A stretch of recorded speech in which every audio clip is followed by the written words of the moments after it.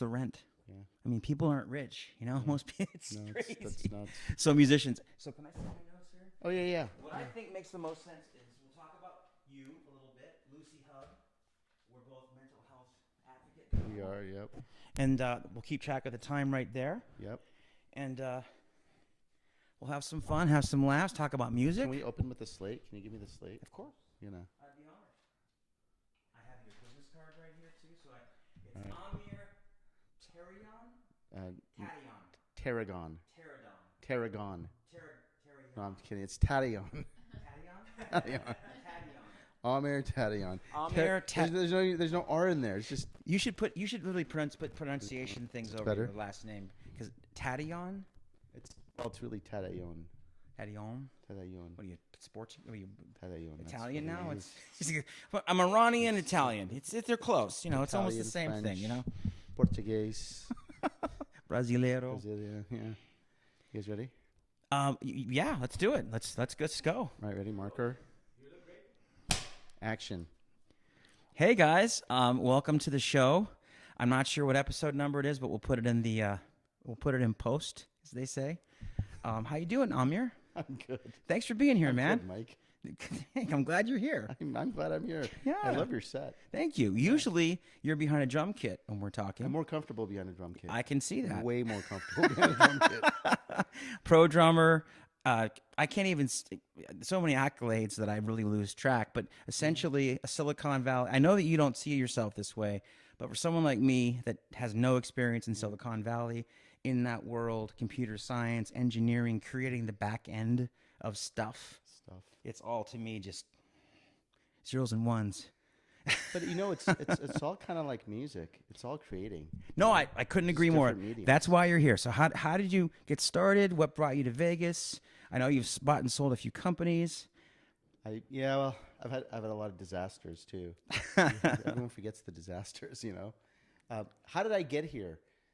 I started in Silicon Valley, started in the Bay Area, went to Southern California, decided to be a filmmaker at one point in my life. Okay. Then I went to Arizona. I'm just real quick. How's the audio going? You're kind of away from the mic. Oh, You want to pull it up a little bit? Is it good? Okay, just checking. Yeah, closer. And I actually ended up here on a consulting contract, a 3-month consulting contract, 12 years ago. So essentially, you were almost like on like an immigration thing that you stayed. You didn't. I was like you can be here for 4 months. It was like a 3-month. You have to go back, and you're like, I'm gonna just. I was stay. commuting from Arizona. And then it just ended up being home. Right and on. It's been awesome here. I love it here. Me too. I love it. Me I love too. it. And for a guy who gets to do, the day job and the night job, I mean, I get to play with musicians like you guys, like Thiago, right? Yeah. You don't get that anywhere else. Maybe Nashville. Yeah.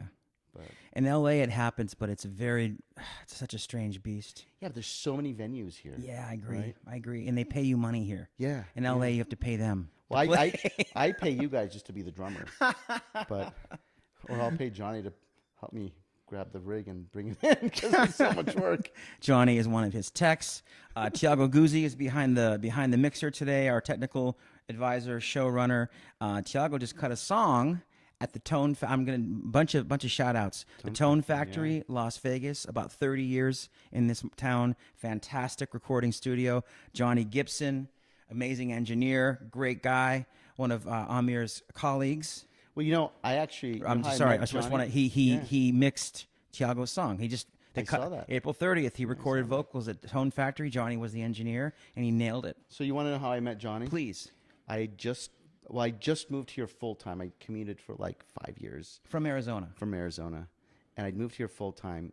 There's a whole nother story about how I bought a guitar and started writing songs, but I was going online looking for studios, and I called Tone Factory and I talked to Vinny. He's like, do you do demos? He's like, we do radio ready stuff. Yeah. Like, great.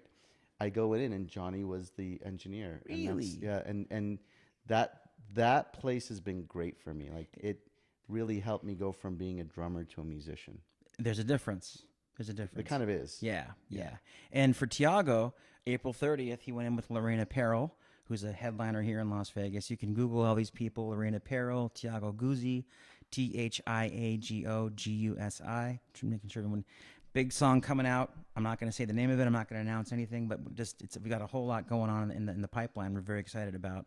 But the last piece of the puzzle was recording vocals, harmony, and lead vocals to a song that Tiago already had all the tracks mastered for back from Brazil. He had this amazing Brazilian producer make this amazing song. Just needed the vocals, and the Tone Factory was the last piece of that puzzle. So thank you, Vinny. Thank you, Tone Factory, guys, Las Vegas. It's literally my happy place. During the pandemic, I was celebrating a milestone birthday. I was turning 50, and my friend's like, "What do you want to do?" I'm like, "I want to jam." Yeah. And so for my 50th, we threw a live stream at the Tone Factory. No way. It was so much fun. Right on. And it went the live stream went viral. Really? Johnny goes, "Dude, you got 700 viewers on this thing." I only invited 80 people. Yeah. So just think about how hard up they were for music during that time. It's true. Remember It's that? really, I do. So So just to get topical for a second, switch gears. Isn't it amazing? And I'm not getting political. I promise. I'm not getting political. But no one talks about COVID anymore. It's like it never happened. Yeah. It happened. The world shut down for 2 years. I've got pictures. I was living in the strip. I went through it. I mean, I was non-essential. I was one of the non-essential humans on this in the United States. It sucked real bad, and I'm glad it's gone forever. But my goodness, it's like it never happened. No one talks about it. No. And I think we should. And I think in terms of mental health, which we can get to in a little bit later, I think it tore the roof off of the idea that most people are okay. Most people are not okay. Yep. Most people are handling their lives with booze and working too much and just gamble. You name it. Gambling. We're in Vegas. Gambling. People find ways to manage their mental illness, but not in a healthy way. And COVID was putting everyone inside with each other. Not good, right? I mean, domestic violence shot up, divorces. And now post that, a lot of people are trying to get into therapy, and there aren't enough therapists. Yeah. There aren't enough providers, man. It's crazy. No pun intended. I said the wrong thing. I shouldn't have said that at all. But it's amazing to me that during COVID, I don't know, the government, states did think maybe we should plan for the kickback of this, of people realizing I have a lot of problems. I need to talk to somebody. Yeah, but was anything planned? No, it wasn't planned, but we saw the deterioration. Yeah. I mean, the psych wards and stuff went banana. I mean, everything got. You know what I'm trying to say? I'm not saying it very well, but we found out how big the problem was. That was like the final conclusive. Yeah, it's bad. Yeah, and not much has been done since. I wouldn't know. I've been playing music. Yeah, no, I would know. I have some friends that have been trying to find places to go. Pardon me, and I think we're going back. We're moving on to mental health. We're skipping right to mental health. Let's go. I just wanted to say it's amazing to me that COVID just went away and no one talks about it. 2 years of everyone's lives shut down. Kids didn't go to school for 2 years, and it's like, now it's. Well, I felt really bad for the teachers, actually. I mean, we that's a whole nother episode. You should probably bring some teachers in here, but boy, they had a lot to deal with. Yeah. I feel worse for the kids because they're developing and growing up, and 12 to 13, 12 to 14. Yeah. That I feel worse for them because they're still growing up. The teachers are all grows up, and they're in a union, and that's another conversation too. But back to Amer. We'll put your full name and how to find you and all the show, the bios and stuff. Do we want that? We do. But what we really want to talk about is Lucy Hub. Let's talk about Lucy Hub. It's the culmination of all you've done, I think. It is. So you've had more than one company you've bought and sold that have been tech related. If I'm not, I don't buy any. I just build them. That's what I mean. So but I mean, you've sold companies. A couple. So you've developed them, sold them. You've been involved in companies, but you've always been in the tech world. Yeah. And this is kind of the culmination of your vision. I'll tell you what it is. So for better or worse, ADD, I have squirrel moments. So I decided at one point, I did software for a long time. I decided I was going to be a filmmaker. So I moved to Southern California, started a production company, right? And then I was in consulting for many, many years. And this is the culmination of all that. And it's connecting the dots, right? It's technology, video production, and global consulting all put together. Right. Interesting thing about that, I wish I would have realized being a generalist is a good thing earlier on in life. Yeah. You're always told to be an expert in something, right? And I actually think being a generalist has helped me be more creative because I get to see the world through different lenses. Yeah. And so this is an example of that. I remember talking to a friend of mine who was in the production business. I said, why am I figuring this out? He goes, I'm a filmmaker, you know? So, but Lucy Hub is cool. It's AI plus human expertise, which I think is really important. Everyone's touting AI and how it's going to take away these jobs. I still think when it comes to a lot of things, especially creativity, it's a craft, and I don't think technology is going to replace that. I agree. At least not 100%. I So, agree. you know, we have this product where you can film content on your smartphones, right? Well, you can actually do more than that. Now you can create your scripts, your shot lists, right? You guys have seen it. You gave Thiago and I a demonstration. Yeah. We're still blown away. Yeah. And Amazing. then you can push all that into our cloud, film your content. A bunch of you can film content, right? Aggregate it into our platform, and then professional editors will turn it around the next day for you. I just want people to understand what he's saying. He's saying that with your phones, you can collaborate. If you're at a wedding or an event or an anniversary or a work party or anything that you want to document with your phones, what normally happens? Everyone shoots it. Everyone shoots their own version of it, and it lives on their phones for a while, and then they delete it later. Yeah. Because they forget about it and they go, that was last week. What he's saying is you go onto the site, LucyHub, that's LucyHub.com, LucyHub.com. You go into there, you can upload, everyone uploads their own video to the same thing. Project, the person paying for it gives the editors an idea of how they want it to look and sound and what kind of music and how you want it to be shot, right? Tips about edit it, how you want it to look, and they turn it around within a day. Yeah. And it's super cost effective because it's shot on phones. It's not this traditional video shoot where they come out with tripods and lighting and crazy, you know what's really cool? We started in events, and now we're in the enterprise and the businesses, and we have one of the best use cases I've seen is we have businesses crowdsourcing information from their employees. Amazing. So they'll send a request out. Amazing. And they'll say, hey, how are you retaining the customer, right? And a large sales force will all give answers in video, and then we'll stitch it together and we'll share it with their, the organization. Right. It's really cool. So internally for enterprises, big corporations, they're using it as well. Yeah. Individuals can use it. Corporations anyone can use it, man. Yeah. So like I think I was the first customer. You were one of the first customers. I'm not an ever, angel investor, but I'm an angel customer. You were, yeah. Yeah, you were. And I want to be more involved in it. I want to help musicians and creatives in Las Vegas and around the world. That's the other thing, guys. You can be anywhere on the planet Earth and use this service. You don't have to be. There's no location-specific anything. Well, we have one customer in 22 countries. 22 countries. Yeah. So as long as you have a phone, you shoot the content, it looks decent and looks and sounds decent enough, you send it to their team, they can turn it around in a day. Yeah. Make it into whatever you want. You want it for social media, you want it for websites, you want it for internal communications. What do you want it for? We'll cut it that way, we'll make it look that way. You also have the opportunity to get an edit. Yeah. So I mean, there's no professional editor. I understand. The AI just accelerates everything, but we do professional edits. So this is all your brainchild. You put all these pieces together. The generalist in you put all these.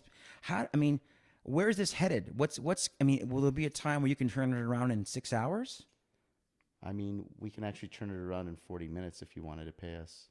Is everyone hearing this? So I'll give you a really good story. The Fresno Grizzlies baseball team, last summer it was Star Wars night, which is awesome, right? That's on your website. I saw that video. I saw the testimonial from the guy that works there. The game ended, and we delivered the video at the bottom of the ninth, and they had it on the Jumbotron. Are you guys hearing this? I mean, you're at a game, you're watching it in real time. I'm a big boxing UFC fan. You're watching a fight, and by the time it gets to the knockout, you're like, there it is. There's the whole fight in a minute. Or a highlight of it. A highlight. It's incredible, man. Yeah, thanks. No, thank you. So people that want to use this service, they go to LucyHub.com. They'd have to go to LucyHub.com, and they'd have to just request a demo. Yeah. Request a demo. Yeah. You're being very modest right now. I think this is revolutionary stuff, man. I think it's because video, let's face it, everyone's on their phones. Everyone's got a camera on their phones. Everyone's a journalist. Everyone's a documentarian. Everyone's a whatever of their own lives, of what's happening around them. But what do you do with it? So, necessity is the mother of invention, right? Of course. This company started because I was having a conversation with a friend who said, man, we spend tens of thousands of dollars on video production, and by the time we get it back, it's irrelevant. Action. Bongi bongi. Hungy bungy. So what I was saying is necessity is the mother of invention, right? Yes. I was having a conversation with a friend who said, we spend thousands, tens of thousands of dollars on these videos, and by the time we get them back, they're irrelevant. So we say, get your content before the hype dies. Yes. And here's the problem. A few years ago, you could spend a bunch of money, create a nice 60, 120-second video, and then do some cut downs and use that for the entire year. Now you've got to feed this beast, and the shelf life's just been reduced. This podcast is going to maybe be relevant for a week. Yep. And you got to push more content out, right? Yep. Now imagine having to do this, in a studio and the expense that would be involved in that, right? Yep. And so what our goal is to find a better way to create the content people need. Now it's not going to solve all the problems, right? We're never going to do a cinematic movie for you or even a broadcast quality commercial. You're going to need some really nice glass and all that. But for this stuff, we could do it all day long. Well, you mentioned the word filmmakers. There are filmmakers on YouTube making movies on their iPhones that look and sound pretty darn good. Well, they're not. It's not Spielberg stuff, but it's real. No, but this does for guys like you and me and Thiago and our clients. This does a lot of the work. It's got 3 lenses here, right? This one does at least. Image stabilization, right? Yep. It'll manage a lot for you. You just have to know a few things. So I have this presentation I give all the time called Lights Smartphone Action. And it's telling your brand story through the lens of your smartphone. And I spend 30 minutes with people and just say, hey, there's just a few things you need to know. Movement is one of them, right? Right. Pan left or right, tilt up or down, push in or out, right? Tell the story with your phone. Tell the story with the way you shoot it. Yeah, and we always say every story has a beginning, a middle, and an end. Right. So if you understand that, you can tell a great story. Yeah. And so that's what we want to do. We want to make everybody storytellers. Make everyone storytellers. I love it. Yeah. LucyHub.com. That's your main focus of your work right now is that company, and it's going really well. Yes. Fantastic, man. When's it will it be going public? Can we buy the stock? Is there an IPO in our future here? Initial public offering. It's just doing its thing. Okay.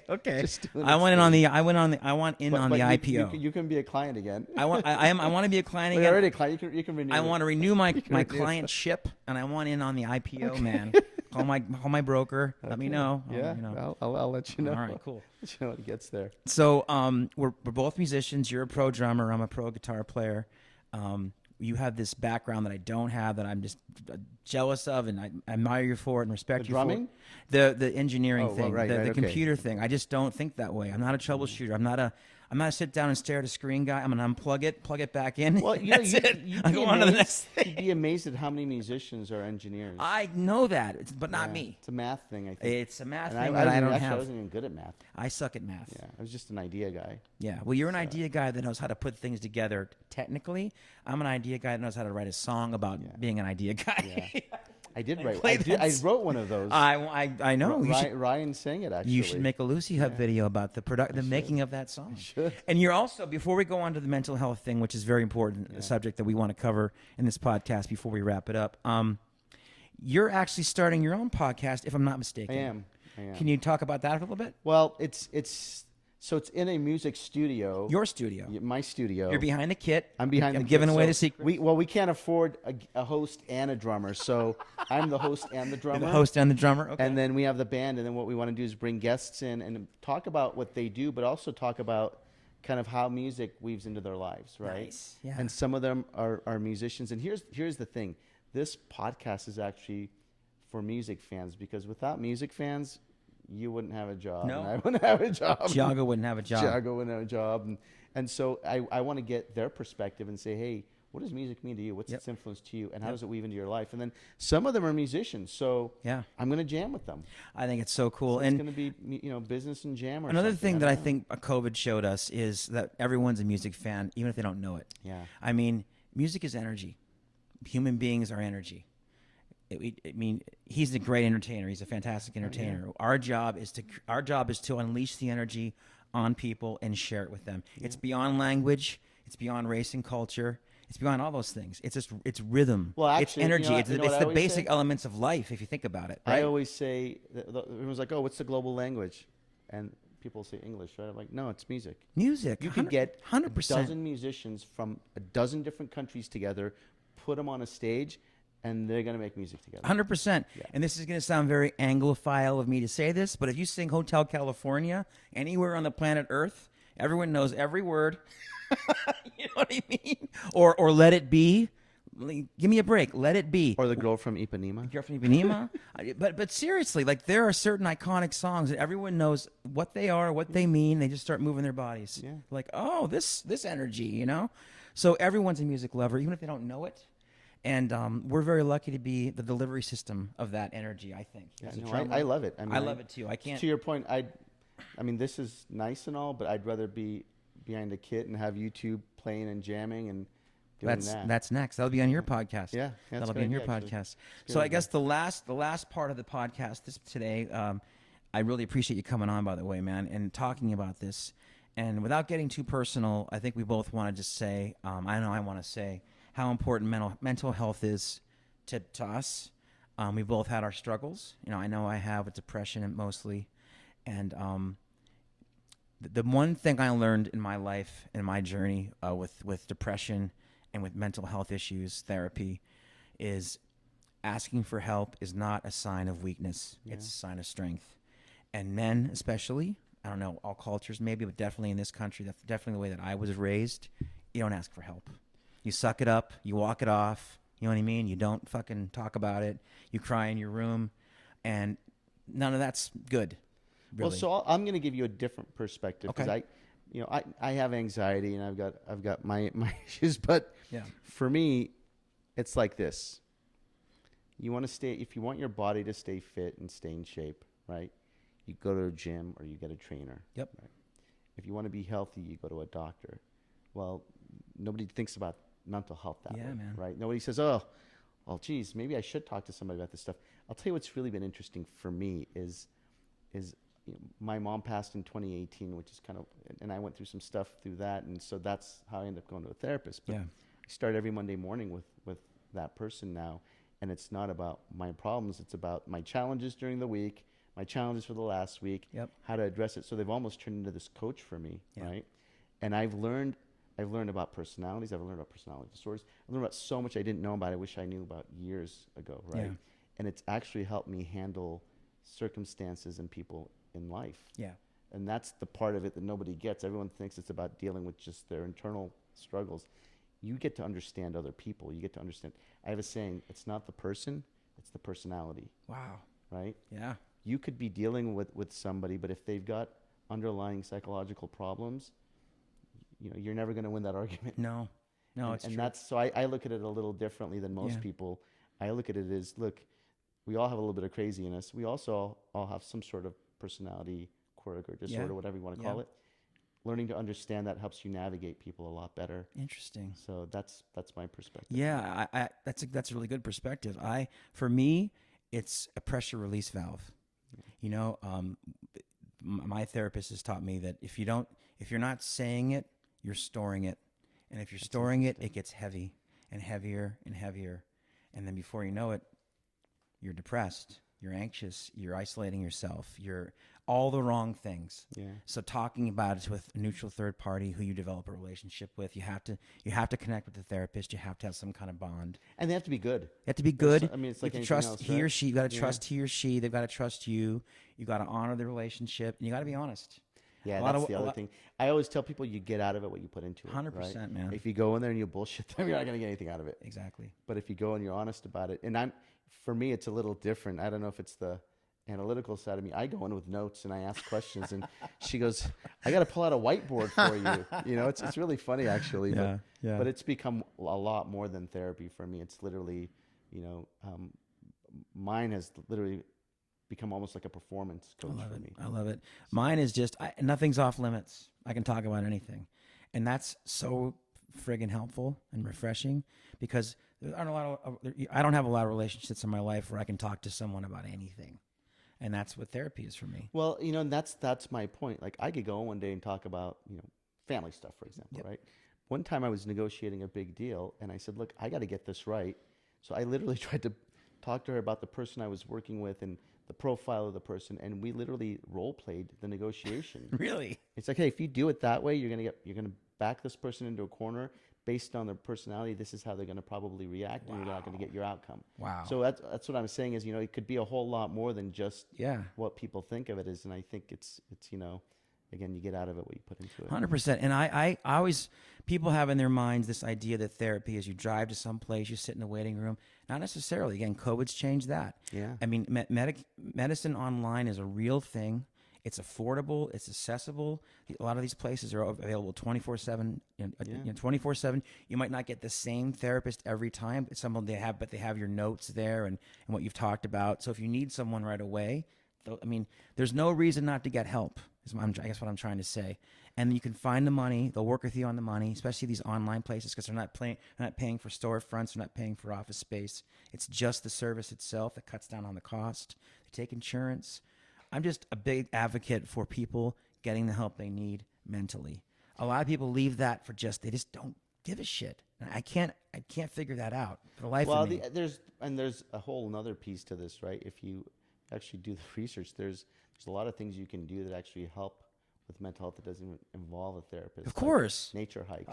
100%. The sun. I know all that, exercising, but they don't do that either. They just sit around and go, man, I feel like shit. And then they eat terribly, they drink, they abuse their bodies.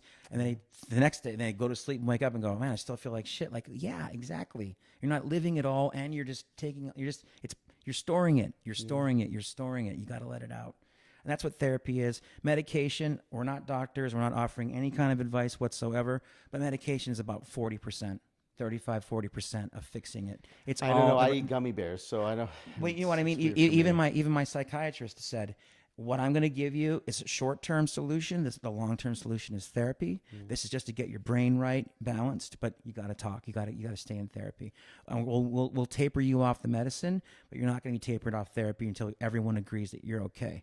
And for me, it's been a couple of years, and I'm not ready to stop yet. But I know maybe therapy or the meds. Therapy. I won't stop. It's just like having a trainer. I don't want to stop. Right? I don't want to stop. I mean, I literally go in with a plan every Monday morning, and we talk about things that happen, I'm working on, and how to address them. So for me, it's a lot more than just So to entrepreneurs, business people, not embarrassed to say to the whole world, it's okay to ask for help. It's okay to talk about this stuff. There should be no stigma for anyone. I don't care who you are, where you're from, how old you are. None of that matters. What matters is getting your head right so your life can be right. That's more important than I think almost anything else. And man, I can't say thanks enough for coming on today and talking about Lucy Hub. That's the main thing. Really wanted to get some exposure for this company. I think it's revolutionary. I really do. It. At a time when everyone's on their phones shooting videos that end up nowhere. Let his company take them and make them into little mini movies.